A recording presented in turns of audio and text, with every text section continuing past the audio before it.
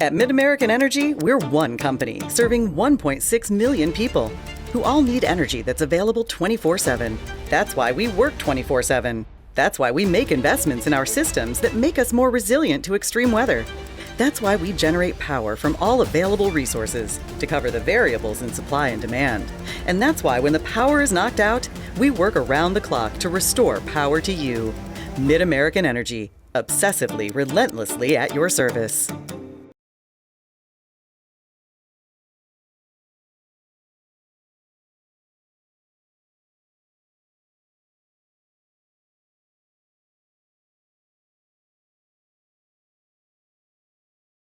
That we've seen in 2011 back to 1993.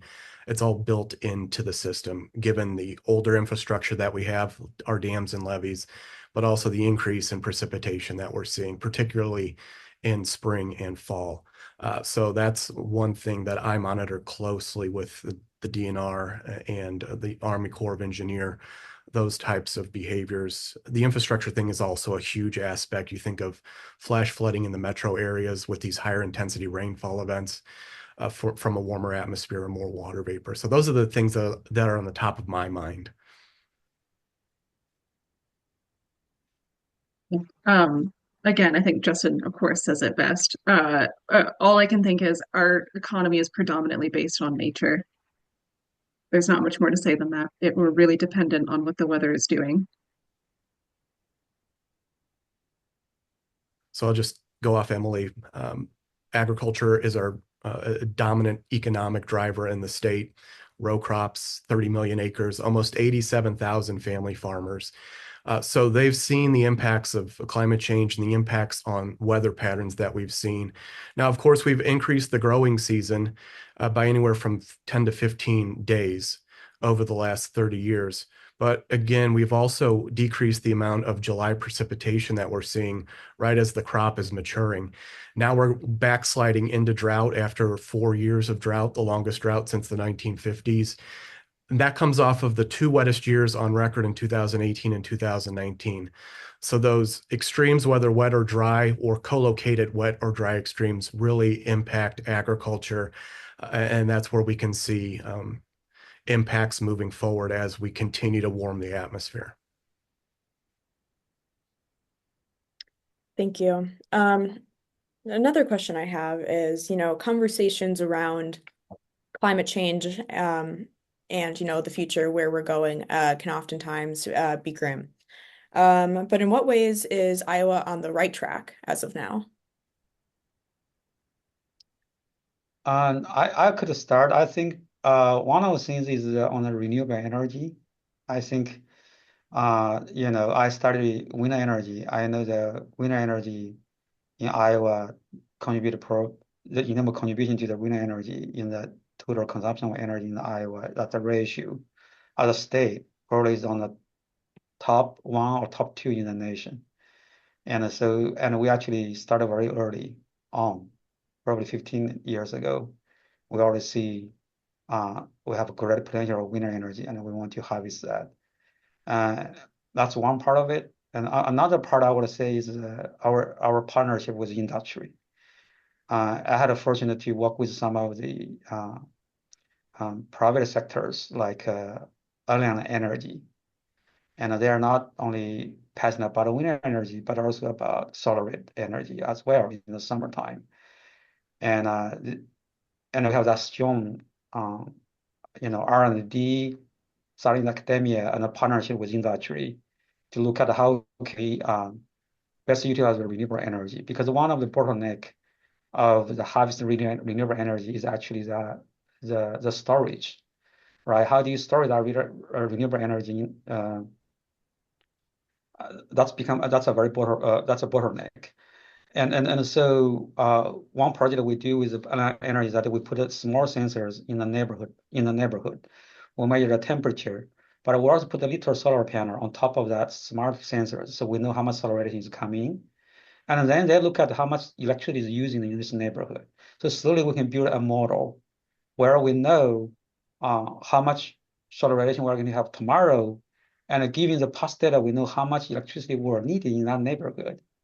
And so that you can build a more smarter grid in transporting electricity, but also in preparation for how much electricity you need from the renewable energy, from the renewable sources. Because if you store it too much or you generate too much, it's not useful, and it's not used. That become customer is not going to pay for it, but your company have to pay for it. I would say in the renewable sector, we have lots of things going on that I'm aware of. That is our state policy is encouraging renewable energy. You got asked sometimes that if you install a solar panel on the roof, there is a there is a tax reduction for that.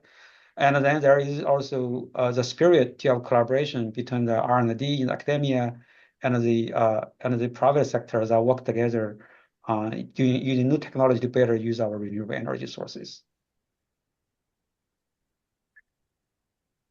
I just want to chime in on the question, getting the information from the proper sources. You have 3 subject matter experts here on this panel. Getting the information off of social media can be devastating. A lot of that's misrepresenting what the science is showing us. So looking at the observations that we've seen, looking at the records that we have across the state and across the mid-latitudes where we live, getting that proper information out. I see myself as a repository for Iowa weather and climate information. But there's a lot of misconceptions out there, a lot of conspiracy theories out there. So for those that are interested in climate change and the impacts that we're seeing, go to respected and trusted sources of information. You think of the National Weather Service, you think of NOAA, you think of the Climate Prediction Center, our universities, Professor Wang. All of these scientists are producing information that's based on scientific principles and observations. This is the data that we need to proliferate across the state and across the United States. Absolutely. And to follow up on that, there's a group of scientists working on an Iowa climate assessment. Dr. Jean Tockley, Bill Katowski, Justin, you've been in those conversations too, to have the best science for the state of Iowa specifically because we are unique. We have unique issues. But looking on the positive side, besides having sound science and having amazing climate scientists in our very own state, there's also been a historic investment in climate solutions from the Biden-Harris administration. They really followed up on what they said they were going to do. So thinking from the conservation side through NRCS, we're seeing billions of dollars over many years invested across the country to protect our natural resources in the face of a changing climate. Specifically in Iowa, we have several multi-million-dollar grants coming in over the next 5 to 10 years that will directly help with these issues that we're talking about here today.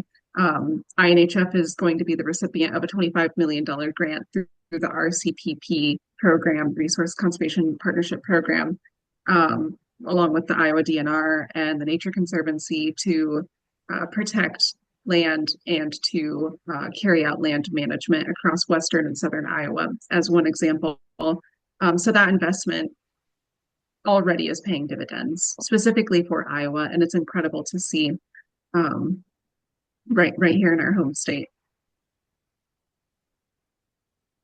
Absolutely. Thank you all for your insight on that. We have a question that's come in from an attendee. Just reading this verbatim. The UN's IPCC report tells us that 1/3 of greenhouse gases comes from the agricultural sector. Iowa is the nation's number 3 agricultural state. Is Iowa doing enough to address the climate crisis driven by the ag sector? So when we talk about greenhouse gas forcing, we have CO2 and we have methane. Methane's a much shorter-lived greenhouse gas, but it has a higher radiative forcing. We have production across the state, cattle, livestock production in general, that we have some producers that are actually sequestering this methane and then using it to basically fuel the production infrastructure. So using it for heating, cooling, using it to power these larger scale productions. We think about carbon sequestration. We talk about soil health. One of the things that our farmers have been very cognizant of is soil health and keeping the soil where it is. Given these higher intensity rainfall events, we do get more runoff, both of soil but also of nitrates. So planting cover crops, using no-till practices keeps that water on the landscape where it should be. It also acts to increase soil health, but also carbon sequestration. We think about biochar that's been being studied at Iowa State, drilling this into the landscape, sequestering carbon from the atmosphere. So I think in terms of agriculture, this has to be a broad scale discussion on decreasing the inputs and outputs that we have. But I think Iowa, given our economic activity from agriculture, is on the forefront of leading the nation in terms of sequestration, but also increasing the education on climate change in agriculture. And there's even more funding coming out specifically for climate smart commodities through USDA for that specifically. So that's wonderful. And I also think of regenerative agriculture and the role it has to play. Um, we can sequester carbon back into our soils, rebuild, or the word itself, regenerate, not just sustain, but regenerate our natural resources through conservation practices right alongside our farming. And we're seeing that work. But as Justin said, it's a matter of education, and it takes time to spread the word and change the entire system. Yeah, I know the USDA also fund a couple of projects that try to develop some new ways for example, for irrigation. I know in the western Iowa, sometimes irrigation is needed to grow crops. Definitely in Nebraska, they need irrigation all the time. And then when you add irrigation, how do you irrigate? Um, there are different ways to irrigate. So there are some research showing the way you irrigate, the time and the amount you irrigate actually matters for the greenhouse gas emissions. And too much water added to the soil is not necessarily to generate more crop yield. So bring some science and technology to best use our water resources, but also mitigate the greenhouse gas emission. It actually could be something very interesting. But also we're starting. There is always some new technology that can help to mitigate that part. But certainly mitigate greenhouse gas should not be at the cost of lower our crop yield or affects our rural economy. That's not what we're talking about. We try to do the both with science and technology. Thank you for that. I appreciate it.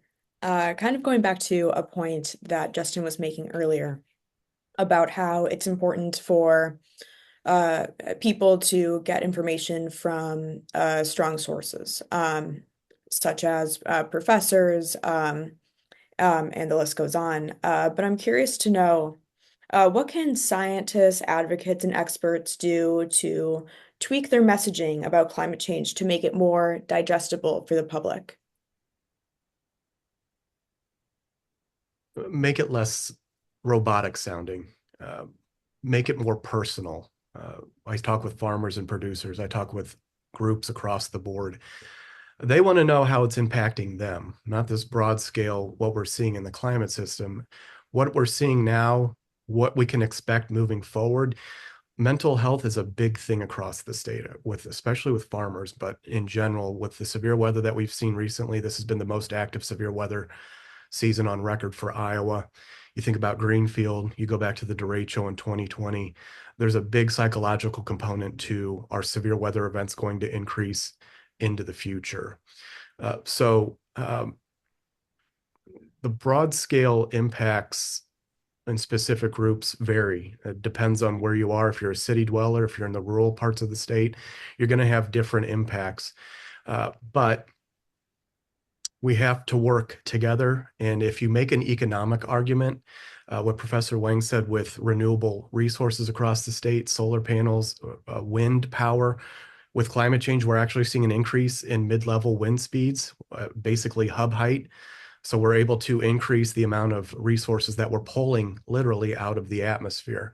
All the pieces are there, but we have to talk to people not as scientists, but as representatives of data sources and science. And when I was at Iowa State, we pulled in social scientists Mm. to translate what we're doing on the scientific side and make it applicable to the people that really need it. And you look at underserved populations as well, and that could be another hour or two discussion. I'll go to my other panelists for that. I echo what Justin said. There are a couple of things that I probably can add a little bit more there. One is that sometimes scientists can do best science, but they are not best communicators. And there is also the perspective, right? So I did, as Justin said, I think community have that science and work with the folks who are actually study the communication are good messengers, could be very effective. I'll give a couple of examples here. One is that if you talk the science and the climate change to the maybe elementary school kids, they can probably understand it very well. You see the temperature increase and they see the data increase. Yeah, climate is changing. But if I go there to talk with their grandparents versus their grandson talk with them, they may more acceptable to what their grandson or grandchildren is telling them, because the kids always speak to the truth, right? And that's what they have good relationship. They have good trust. If I go there all of a sudden show up say, hey, I did this work, I published paper, here's climate change, they may more reluctant to hear me. But there is one way is that through education, work with K-12 education part, let the younger generation talk with their neighborhood. So I always think that community engagement about climate change is very key. We need to build some social capital for that part. Science cannot do this alone. Another part is that people generally forget or did not notice is that they say, oh, climate change is just the temperature increase by 2 degrees. Doesn't matter that much. I got AC at house, at my home, at my office. But it's actually more than that because you have a health impact. And if I go there to talk about the health impact, they will not say, well, you are a physical scientist, you are not a doctor. But one example I see is that, for example, in Iowa, we have more and more early and longer spring seasons where you got more pollen. So if a physician say, hey, you got asthma or you got allergy, more often it's because of climate change. That message is more powerful and more effective than I go there to talk with them. So my point is that given the climate change, the impact is so in many fields. We need to work with folks in every field and let them communicate with their stakeholder. Every bits were very helpful, but collectively we have to work all together as a whole. You both said it perfectly. Communicate clearly and communicate across sectors, I think, are two of the most important things that we can be doing. Too many times I see people making decisions that they feel like, well, we're going to be the solution to climate change, or we're just doing our job. And I think everybody has that very individualistic sense of responsibility when actually it's going to take everybody across all sectors addressing this very complex and complicated issue, communicating very clearly to one another. So keeping lines of communication open among people, getting away from the divisiveness, certainly bringing up the words climate change together can set some people off into they're just going to shut down. They don't want to hear from you. But communicating in terms of flood events, droughts, the things that impact people's livelihoods, pollen count, asthma, yeah, that is relatable to people, public health. So meeting people where they are, not getting so caught up in using the technical language of climate change, I found has been more effective. Continuing with this theme of communication, I'm curious to know a little bit about what this looks like for younger generations. Based on your experience and your work in your respective fields, do you think that schools are doing enough to educate younger generations on climate change, or what does that look like in your experience? Well, as Professor Wang brilliantly put it, when you talk with elementary school kids, they ask the best questions. They don't have a filter. They'll tell you what they think. Um, and that filters up through the familial relations, but also with themselves, the elementary school uh, groupings. So uh, I think it's being communicated well. I think it depends on where you are. I do a lot of talks across the board, and there's definitely a lot of curiosity when it comes to changes in the weather that we're seeing, specifically on severe weather events. It's always topical depending on what season, what year you're in.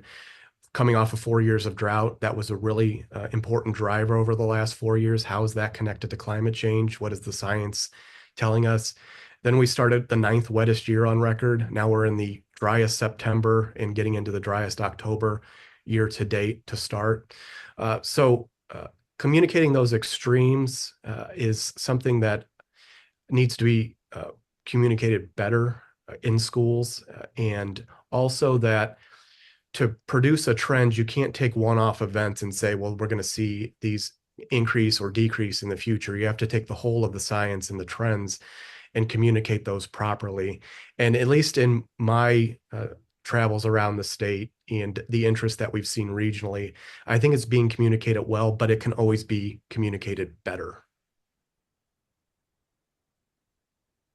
I just spent a couple days last week out in the field with School of the Wild, and if you're not familiar with them, they're based out of University of Iowa, and they've been around since the 90s. They get different schools out into the wild. It's in the name for a week-long program, and they partner with local conservation organizations and get out to a park in their own county within a certain distance of their school.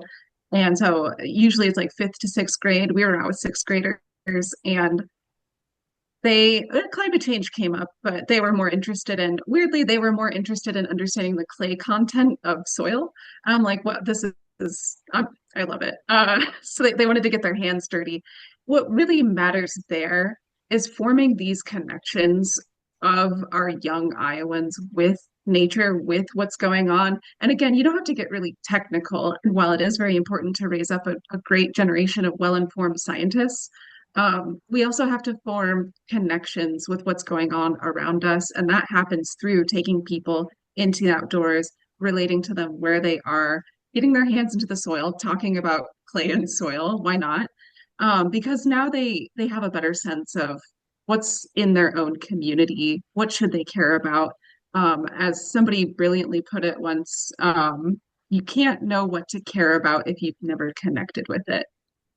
So thinking about how are we connecting our young people with a sense of community, a sense of responsibility for what's happening. Hmm. Yeah, from my own experience, we teach the students classes in the higher education, and we do have students coming from different states, and of course, most of them come from Iowa. From what I can tell in terms of the knowledge about or background about climate change, I think we're doing pretty good for students coming from the Iowa. Um, in the university, we do quite a bit of the project that have a engagement component. For example, we engage with the Iowa Governor's STEM Council. They have different regional offices, and they have the representative in different offices in different regions. So we engage with them, and through them, we can sometimes we have summer camps around not just the knowledge of climate change, but also the skills that need to build the climate resilience. For example, using unmanned UAV systems to map the crop health conditions, and to how to use some of the uh, uh, weather apps, or where do you get the information for how much water you need for irrigation or things like that. So we also give some very kind of skills you need to cope with some of the climate change uh, that may have challenges for many rural communities. So we do that a lot by partnership with with the school district, but also with the STEM council at the state level. Yeah, the tools are out there, the information's out there. Part of our responsibility is pointing people in the right direction, and that's part of the educational aspect of it. So that's an excellent point to go off of. Circling back to what you all talked a little bit about a few moments ago, about how combating climate change is something that has to be done collectively, and it's not something that could necessarily be done just by an individual. But what could one person do to help combat climate change in their own community and reduce their own footprint? What could they do? This is going to sound odd, but we talking about 4 years of drought. Check your pipes, check your faucets. If you're dripping water, you're losing that water. And when you get into longevity droughts, as we saw in Osceola, Belle Plaine, southern part of Iowa, mandatory water restrictions were imposed for a given time period because of lack of water. So those little things, making sure you're using efficient light bulbs, use efficient sources of energy. As Professor Wang said, we have a vast wind energy infrastructure here in Iowa. More than half of our energy is produced by wind power. So taking those small things and individuals doing those small things, that really does add up. We think about drops in the ocean. Well, they're a conglomeration of drops, but they do add up. Yeah, I think coming from that community mindset, arm yourself with knowledge, understand what's going on with your own pipes in your own house, then go over to a neighbor and ask them the same question. Be part of your neighborhood. I think about what's been happening with our two massive hurricanes this season that have devastated much of the southeastern United States. The first people to respond to you, I know a lot of people are going to say first responders, EMTs, firefighters. It's your neighbors, right? It's the people next to you. If they see your house being flooded, they're going to come find you first. That is true community right there. So my answer to this is go, if you've never talked to your neighbor or you haven't checked in on them in a while, go knock on their door and say hello, because we're stronger when we're together, when we can respond together. And that doesn't mean you have to go start a climate coalition in your town. Simply, if you see somebody who's struggling to shovel their driveway, go help them. Because that is really what climate change impacts come down to, is that day to day, how is it impacting your life? How are you showing up for the people that you care about? How can you get to know somebody new in the face of this? Not only that, I mean, of course, you can volunteer, donate to organizations who are taking collective action. Make sure you're registered to vote. We have an election coming up. Advocate for the things that you care about. I mentioned earlier that you have to meet people where they are. Each one of you here has something you care about in particular. Start talking about it with people, educate other people, educate yourself with the best available science that you can. I think there's a tendency to think very individualistic of how am I going to solve this? It's my responsibility. I didn't recycle that can correctly. Take the weight off your shoulders. We're all in this together. Yeah, I think both my two panelists said it very well. The community engagement is very important. Um, Often we think the climate change is so big, so complex. How can I do it, right? But one way to look at that is that climate change is global, but the solution is rooted in the local scale, in the communities. If your communities don't consider future possibility of flood or drought or heat waves in your infrastructure planning, then your neighborhood will be not ready for that, and there will be consequences. So you have to really think of, well, let's start from our neighborhood. Where is the likelihood you have more heat waves in which part of the town? I can share with you that from satellite we see even in the same city, the heat index not just the temperature, but the temperature together with the humidity. That's called a heat index. That can vary from, in a hot summer day, can vary from 120 to 80 degrees. 120 degrees are those generally are relatively poor neighborhood where you don't have big trees or you don't have very green lawns or irrigation system, and a very big a portion of the parking lot and tall buildings of the apartments. Those neighborhood air are very dry and temperature very high. It can do 120. Where you go to another neighborhood, and maybe more well-developed neighborhood, I can go to 80.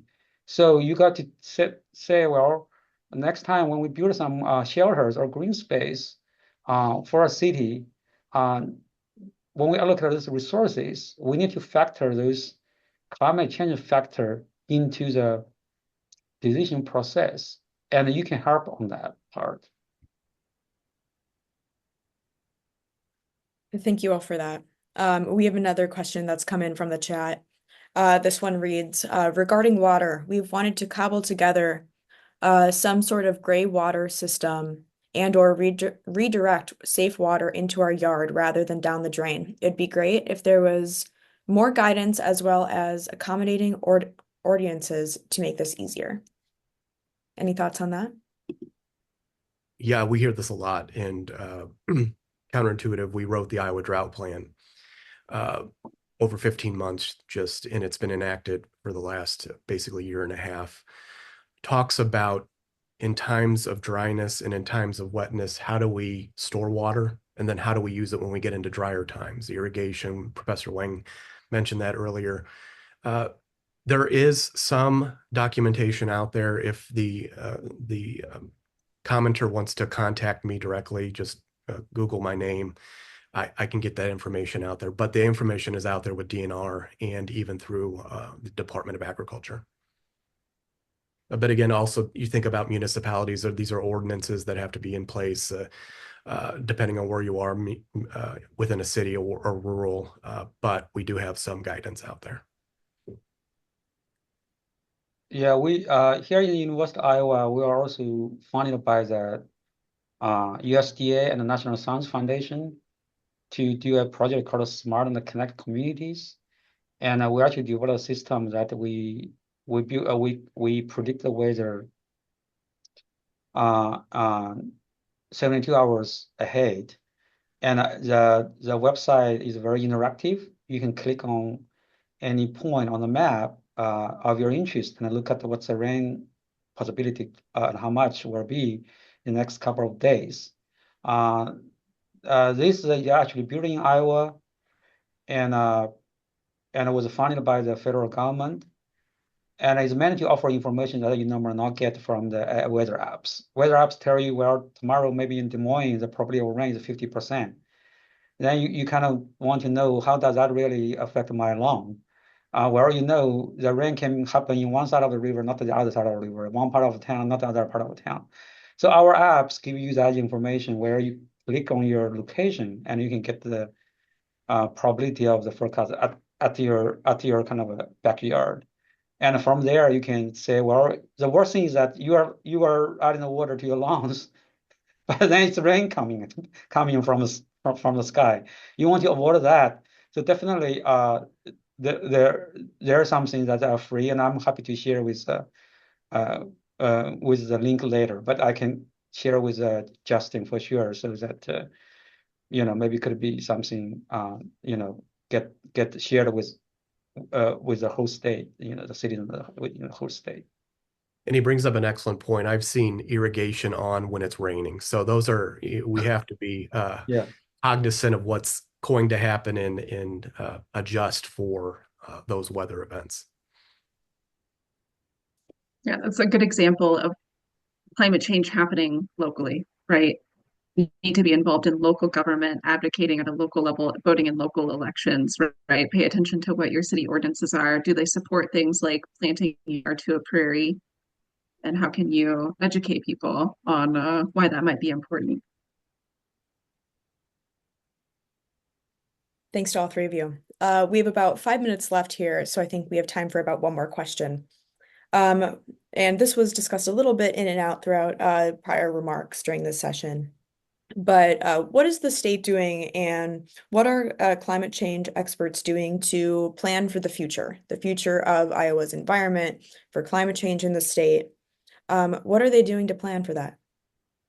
I'll go first because I work at the state level. So Emily mentioned this first, the Iowa Climate Assessment with Doctors Tockley and Gutowski, who were both of my PhD committee at Iowa State, some of the brightest minds in climate change. This is an ongoing process, but this will address various trends that we're seeing across the state, looking at agricultural projections. For myself, I've been involved with the climate change impacts on Iowa agriculture through the USDA Midwest Climate Hub up in Ames. The Office of the Chief Information Officer of the state was involved with a project in looking at buried and above ground infrastructure, current impacts and future impacts. We think of frost thaw cycles that can impact ground infrastructure underneath the ground, but also DOT, climate resiliency, looking at our roadways and bridges, how they're being impacted now and how they're being impacted moving into the future. And then the Iowa Drought Plan, which is a multi-agency look at drought conditions across the state, are drought conditions developing, what will drought and what will wetness look like in the future, and how can the state, various agencies, various sectors address those things now and in the next several decades. So they're all pieces are all over the place. There's great coordination across the state. It's only gotten better over the last few years as we've started to mesh scientists amongst the agencies. So I'm very happy with where we are. Yeah, and from the conservation point of view, I mentioned the RCPP grant, which is bringing together nonprofits and the government, right, through Iowa DNR, INHF, and the Nature Conservancy to protect land, to restore land, um, thousands of acres, right? We're seeing that funding come in, and we're not the only ones getting grants. There are multiple agencies working together, which is, of course, the purpose of that grant program. So seeing that funding come into Iowa is incredible. Justin mentioned the Iowa climate assessment, but we're also seeing more and more cities create their own climate plans. I believe Cedar Rapids has their own, Des Moines just put forward their own, and we're seeing that just go up. And so seeing people again on that local level coming up with a plan on how they protect themselves, how they're more conscious of what's going on around them. Yeah, I certainly I think if you consider University of Iowa as a public university, and we do actually contribute a lot to the state in terms of climate change side of things. Here in the University of Iowa, we have a IHR that actually one of the top research institute in the nation about flooding prediction and mitigation. And in my department, we have faculty that does the very novel technology by doing the water treatment, clean the water by using solar energy. So rather than store the solar energy and clean the water, we directly use solar energy to drive the chemical reactions to make the water cleaner. So water come in, solar energy come in, and clean water come out. And that faculty has drawn a lot of the private investment, venture capitals coming, and that grew the economy here actually in the Iowa City area.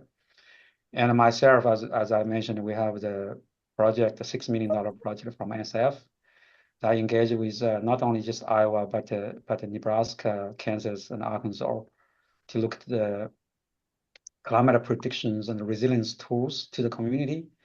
And then not only just R&D part, on the education part, in my department, we formulated a new certificate called the Applied Climate Science and Energy Technologies.